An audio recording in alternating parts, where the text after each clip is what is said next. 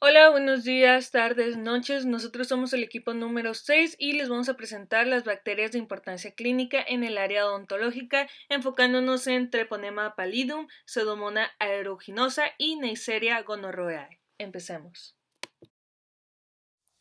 Bueno, pues vamos a comenzar hablando sobre el Treponema pallidum, el cual fue observado microscópicamente el 3 de marzo de 1905 por Scaudin y el médico Eric Paul Hoffman, quienes utilizaron las secreciones de los pacientes en la clínica Le Charité de Berlín y aplicaron lo que es la coloración Giemsa modificada, ya que el treponema era casi transparente y por tanto solo visible al microscopio mediante el contraste de fase, certificando así que la espiroqueta era el agente casual de la sífilis.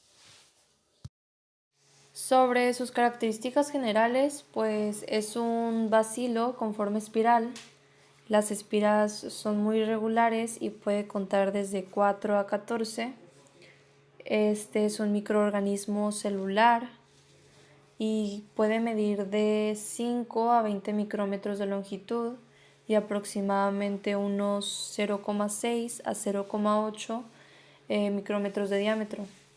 Presenta una estructura helicoidal, flexible, móvil y que es capaz, al igual que la mayoría de los microorganismos, de dividirse por fisión binaria.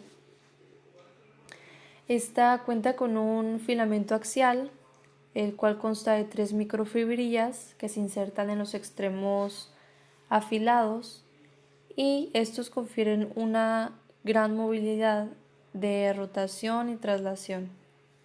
No forman esporas ni cápsulas, pero sí una película que envuelve al cuerpo de la bacteria solo en cepas virulentas. Las cepas patógenas, además de la envoltura externa, producen hialuronidasa y una adhesina que se une a la fibronectina. De hecho, la hialuronidasa degrada lo que es el ácido hialurónico en la sustancia fundamental del tejido y posiblemente sea esa una de las razones que refuerza lo que es la capacidad invasora del treponema. La clasificación taxonómica es del orden Spirochaetales, de la familia Spirochaetaceae, del género Treponema, de la especie Pallidum, la cual engloba a los microorganismos en el que la tinción Gram pues no es efectiva y de ahí pues el nombre pallidum de pálido. Esta especie contiene 3 subespecies, las cuales son Pallidum pallidum, la cual causa la sífilis, la Pallidum pertenue, la cual causa fimbresia, y la Pallidum endemicum, la cual causa la sífilis endémica o también conocida como vejel. Y la sífilis se adquiere de los pacientes con chancro, placas mucosas o condilomas que contienen pues abundantes treponemas. La transmisión se hace por actividad sexual, aunque en pocas ocasiones se puede adquirir por una vía transplacentaria, el parto de madres infectadas, lo que daría como resultado la enfermedad congénita, y por transfusiones sanguíneas. La mayor incidencia se presenta en jóvenes de 18 a 25 años, siendo los grupos de alto riesgo las trabajadoras sexuales, homosexuales y en general cuando se tienen relaciones con múltiples parejas. El ser humano es el único huésped natural del Treponema pallidum y a nivel ambiental muere por desecación o ante la presencia de algún desinfectante. El riesgo de contraer esta enfermedad es de contraer la enfermedad en un solo contacto sexual es del 10%, y en México ha descendido la incidencia. En 1960 era de 70 casos por 100.000 habitantes y actualmente es menor a 10 por cada 100.000 habitantes. El Treponema pallidum es un microorganismo microaerófilo y sobrevive mejor en un medio con 1 a 4% de oxígeno. Son pocos los genes que intervienen en la producción de energía y síntesis de nutrientes, y ello pues denota que el Treponema pallidum los obtiene del hospedador. Y bueno, pues ya hablando de la genética, el Treponema pallidum es un cromosoma circular que tiene en promedio 1.138.000 pares de bases, lo que es pequeño para una bacteria. Muchas bacterias patógenas tienen elementos transponibles, sin embargo, Treponema pallidum no los tiene, lo cual quiere decir que se conserva firmemente su genoma. Bueno, ya entrándonos un poco en las enfermedades orales, como ya había mencionado, la sífilis es el padecimiento producido por el Treponema pallidum. Y bueno, el nombre se debe a Fracastorius, quien describió el padecimiento de un pastor llamado Sífilo. La sífilis se puede adquirir antes del nacimiento y se llama sífilis prenatal o congénita. También se puede adquirir después del nacimiento y se conoce como sífilis postnatal, erróneamente llamada sífilis adquirida. Esta enfermedad va a traer lo que son manifestaciones en la cavidad oral. Y pues bueno, comenzando con la prenatal o congénita, esta es la que se produce por el contagio de la madre al hijo en la vida intrauterina y puede provocar abortos, muerte del feto después del 5.º mes de gestación. Y de las manifestaciones en la cavidad oral en el recién nacido son dientes de Hutchinson o fisuras periorales. En la sífilis postnatal, esta se adquiere por contacto sexual o no sexual, como ya había mencionado, y se divide por etapas. Está la sífilis precoz y la sífilis tardía, y la precoz va a englobar lo que es la sífilis primaria y secundaria, y la sífilis tardía la terciaria. En la primaria se van a presentar en la cavidad oral manifestaciones como aftas, inflamación, chancro. En la secundaria, placas mucosas, lesiones eritematosas, inflamación, úlceras, lesiones erosivas. Y en la sífilis tardía, la cual vendría siendo la terciaria, aparecerán gomas sifilíticos, lesiones leucoplásicas y atrofia lingual. Mi nombre es Alejandro Reyes Sánchez y les voy a hablar sobre las patogenias del Treponema pallidum. La primera es la sífilis adquirida, la cual es la más común entre comillas porque la infección natural se limita al hospedador humano y en este caso suele transmitirse de la manera más común entre comillas, la cual es por contacto sexual.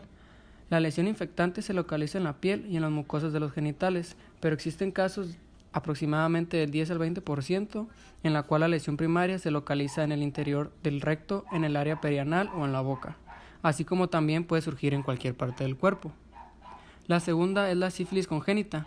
Esta patogenia se da cuando una mujer embarazada con dicha enfermedad, o sea la sífilis, transmite al feto por la placenta desde la 10ª a la 15ª semana de gestación.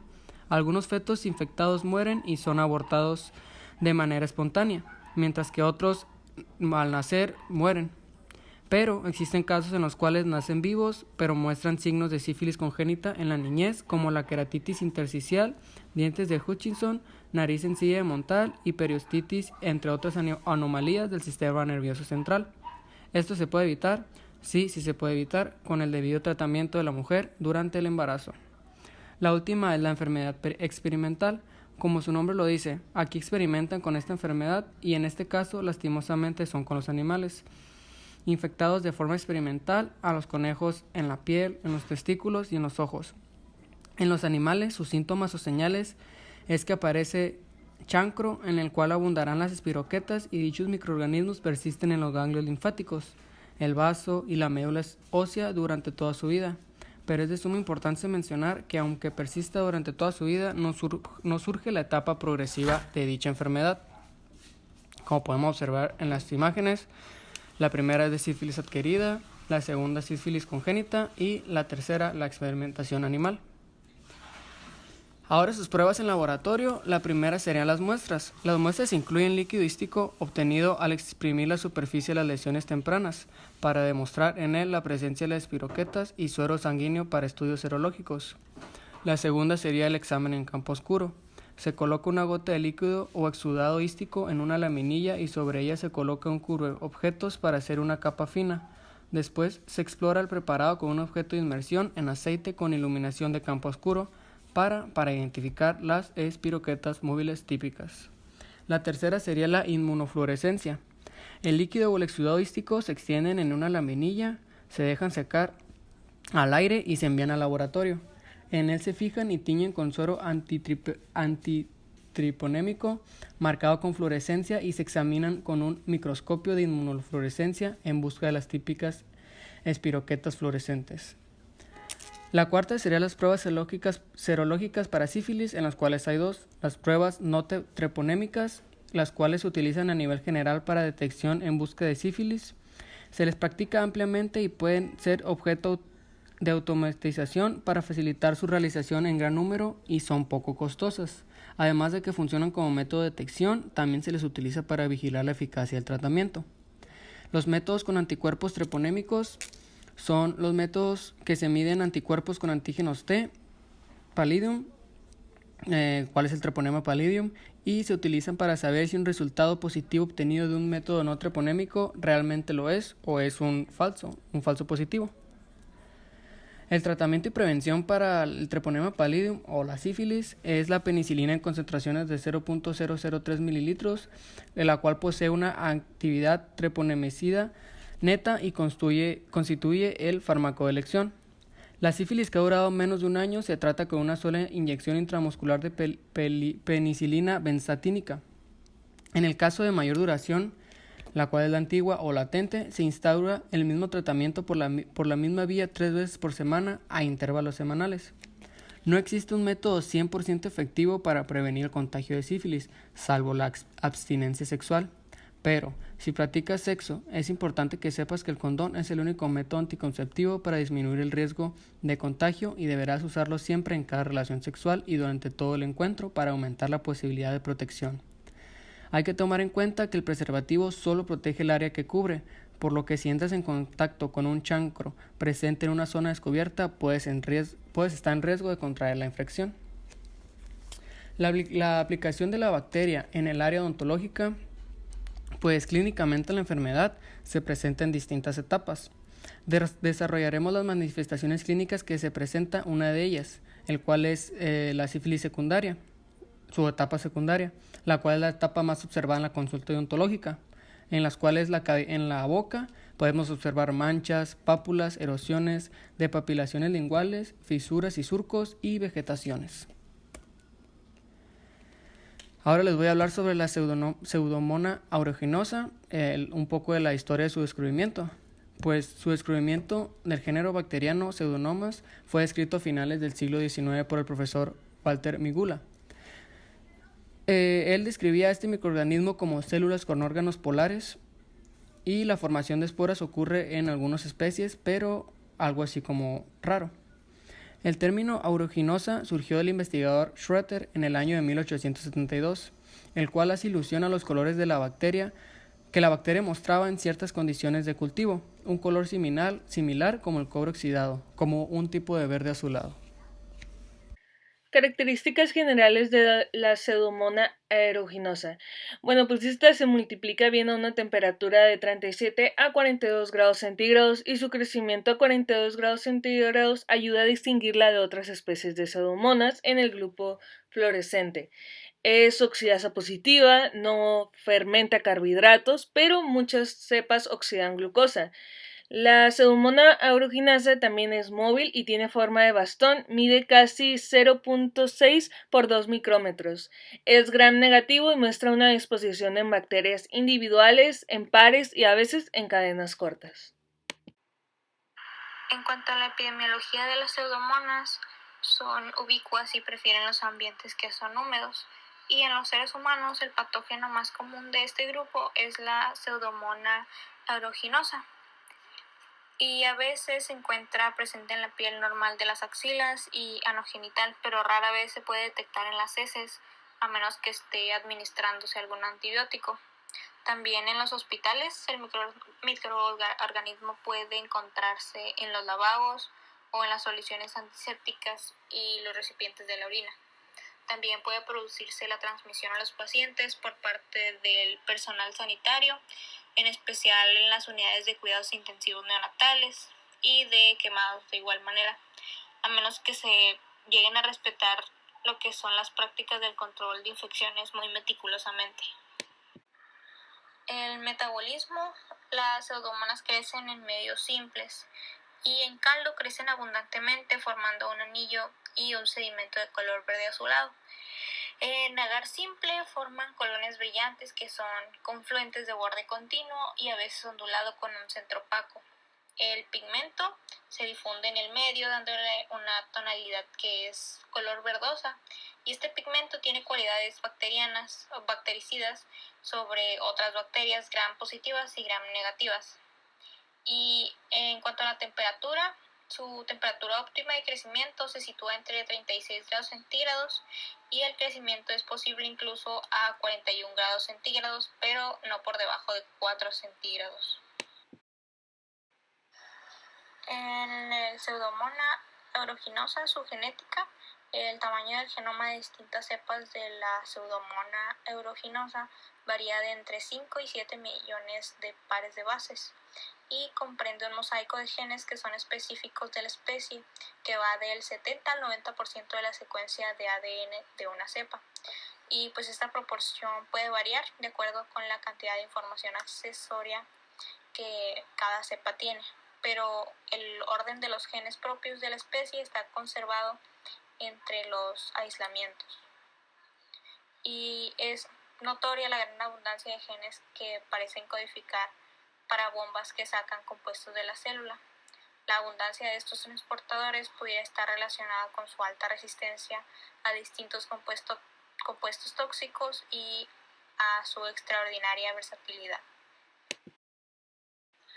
En cuanto a las enfermedades orales asociadas, primero, esta especie bacteriana se ha considerado un patógeno oportunista, ya que rara vez se ve asociado con infección en individuos inmunocompetentes.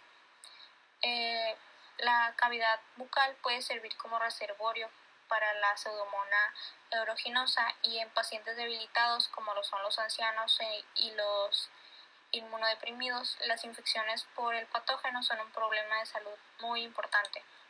Por ejemplo, la osteomielitis es una infección del tejido óseo que involucra todas las estructuras del hueso y es provocada por microorganismos. El cuadro clínico se caracteriza generalmente por la presencia de una fístula de drenaje, dolor intenso, inflamación, la movilidad de los dientes involucrados en la zona afectada, fiebre y edema. En cuanto a su patogenia, esta es patógena solo cuando se introduce en zonas que son desprovistas de defensas normales. La bacteria se adhiere a las mucosas o a la piel y las coloniza, lo que produce una invasión local y enfermedad sistemática. Estos procesos son favorecidos por las fibrinas, las enzimas y además las toxinas. El diagnóstico de laboratorio, se aísla tanto en medios no colectivos, sacar sangre, como en los moderadamente selectivos, que es agar-McConney, y la tipificación serológica se usa para investigar brotes. Un aroma que es afrutado característico tanto en laboratorio como en la cabecera de la cama indican su presencia. Y son gram negativos, son bacilos encapsulados que son móviles con flagelos polares y producen pigmentos azules y verdes que se difunden, mientras que si son oxidasas positivos oxidan los carbohidratos como la lactosa, pero no lo fermentan, y se cultivan en agar-McConney. Tratamiento y prevención. Bueno, las infecciones que son clínicamente importantes por esta bacteria, la Pseudomonas aeruginosa, no deben tratarse con un solo fármaco, porque estas bacterias van a presentar como un tipo de resistencia cuando solamente se utilizan pues estos fármacos individuales. Algunos de los fármacos que se utilizan y que tienen actividad contra la bacteria es el Aztreonam, también la penicilina, que en este caso se va a utilizar la piperacilina activa, y esta tiene que estar en combinación con un aminoglucósido.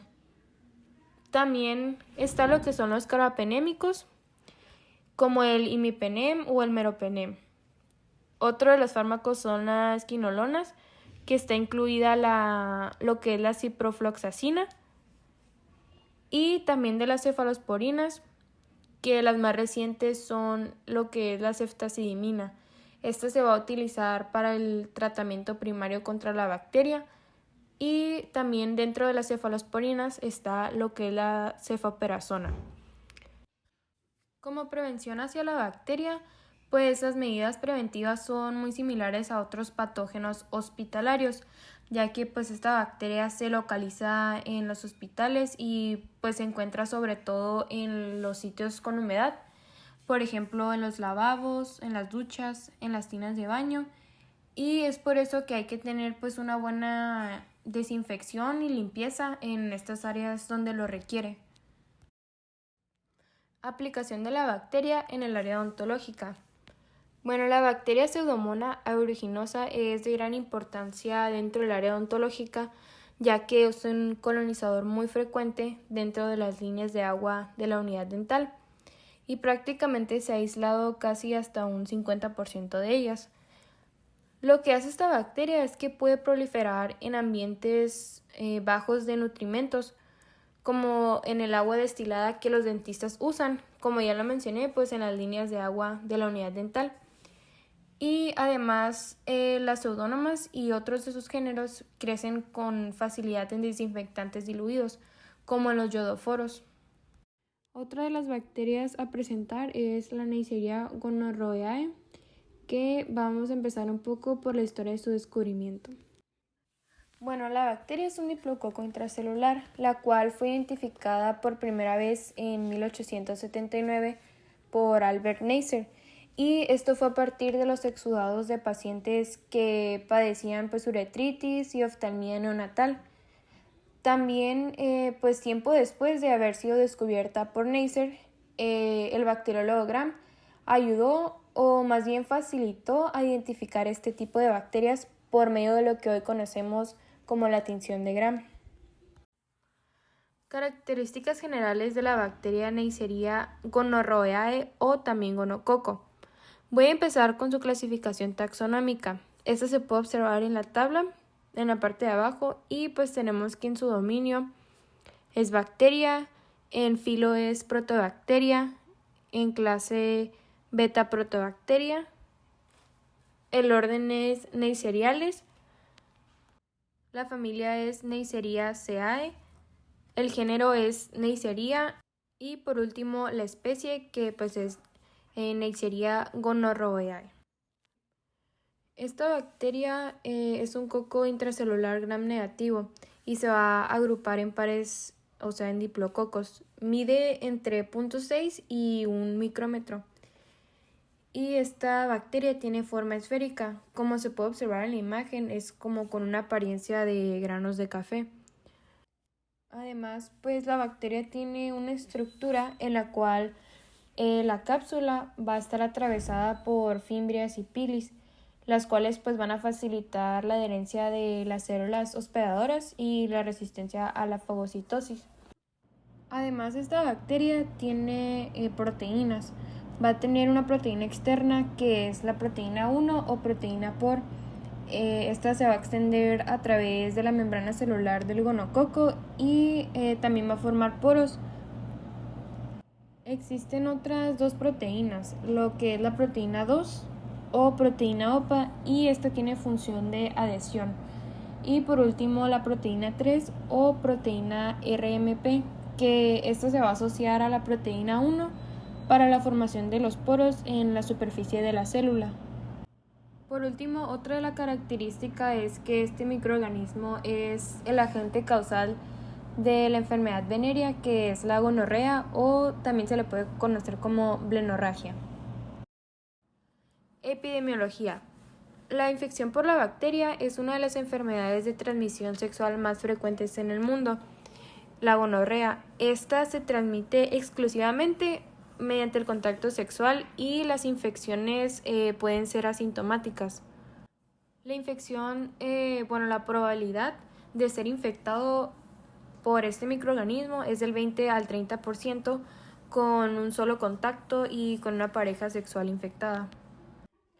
Esto se puede reducir erradicando con rapidez los gonococos en individuos afectados por medio del diagnóstico y tratamiento oportuno.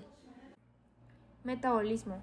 Los miembros del género Neisseria tienen un metabolismo oxidativo, por lo que producen ácidos por la oxidación de carbohidratos y no van a ser capaces de fermentar. Ok, ahora vamos a hablar sobre la genética de Neisseria gonorrhoeae. Y bueno, los gonococos van a tener una homología de DNA del 70%. Y lo que diferencia mucho a los gonococos es que contienen muchos plásmidos. De hecho, el 95% de las cepas van a tener plásmidos pequeños o críptico, de 2.4 por 10 a la menos 6, pero su función se desconoce.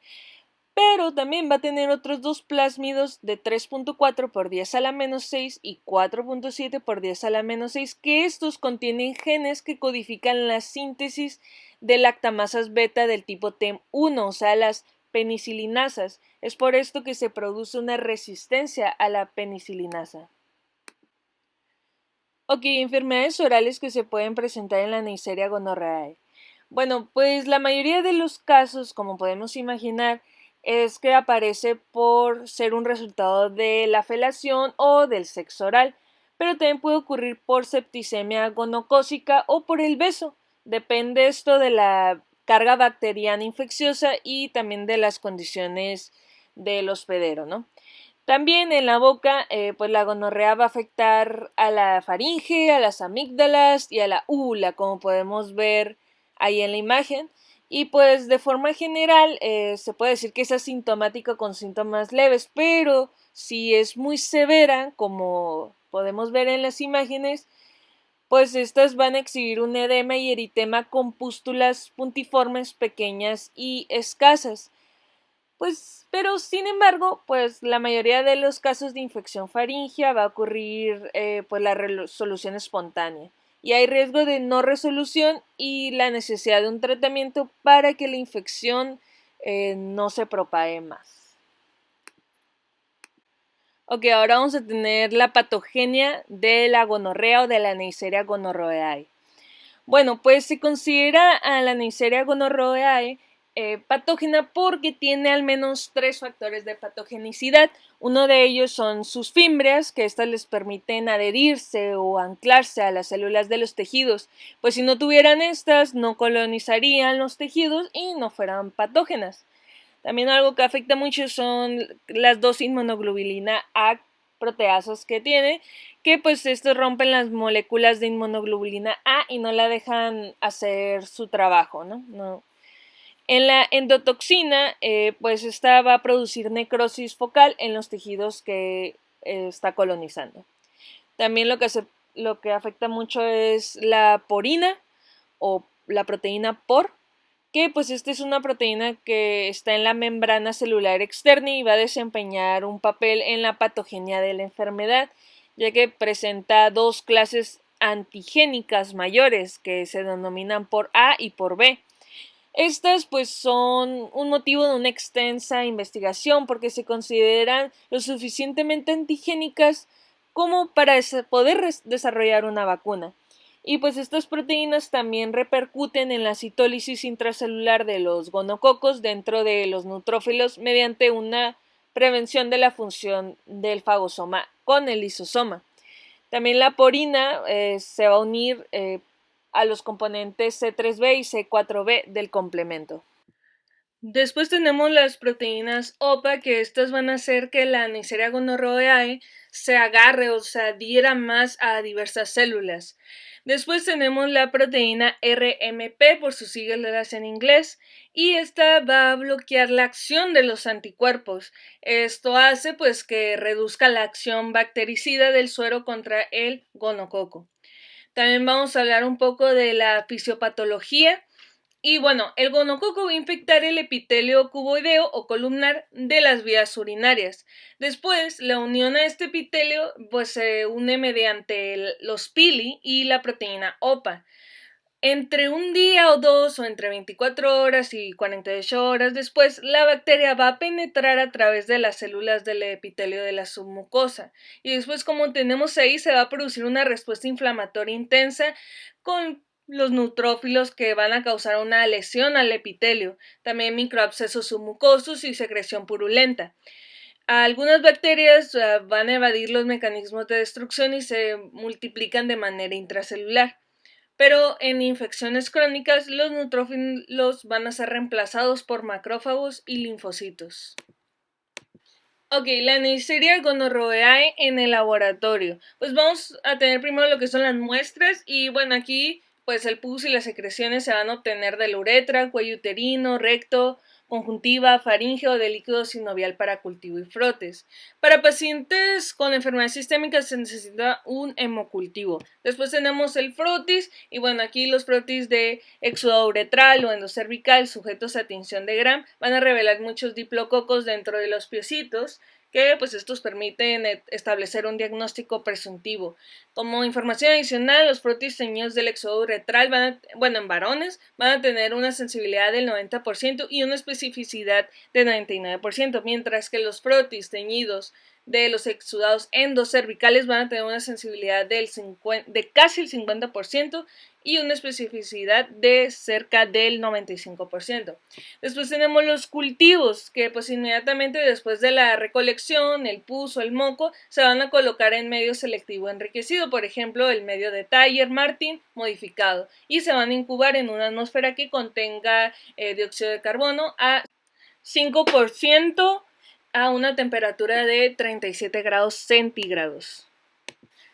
Y después tenemos las pruebas de amplificación de ácido nucleico y pues esta es la favorita o la autorizada por la FDA para la detección directa de Neisseria gonorrhoeae en muestras geniturinarias y son las pruebas preferidas pues de la FDA.